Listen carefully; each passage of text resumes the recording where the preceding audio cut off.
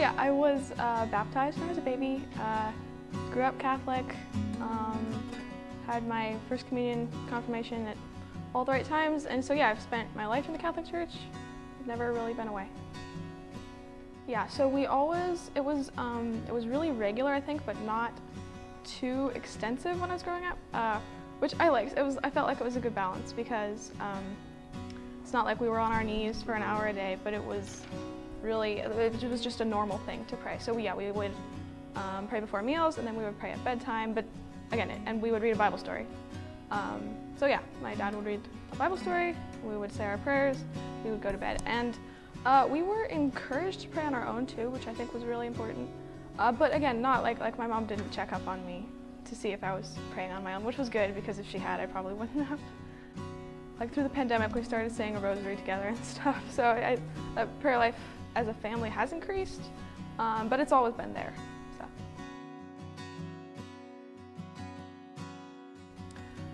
I think definitely the Eucharist. That it's really Jesus, and that like it wasn't enough for him to die on the cross, but he wants to be here with his church as well, and I just think that's amazing.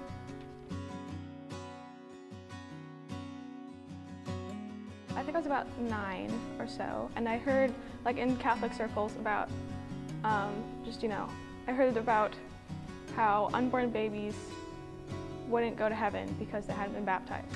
And I was like, that didn't sound right to me at all, and I was really upset.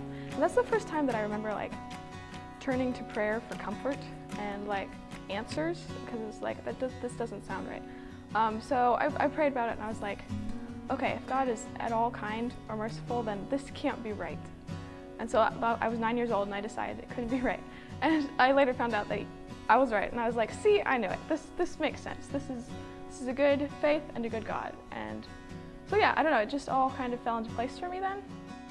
When I was reading the Confessions of St. Augustine, I read it when I was like 14, because my mom said it's probably a waste of time and over your head, so I had to read it.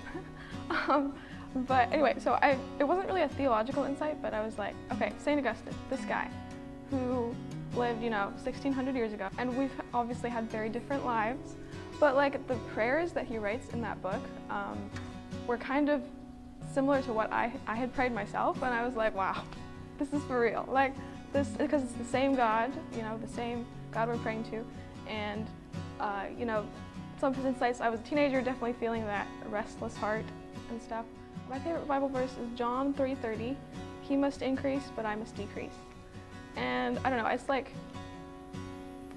put that on your mirror, remind myself of that all the time, because it's just like, I think it's easy for me to make my spiritual life all about me.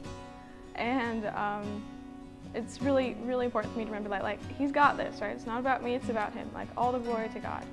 And yeah, because I can be kind of prideful sometimes. So yes, he must increase, I must decrease. And it's like, you've got to have both of those things, right? I can wait for this dear heaven.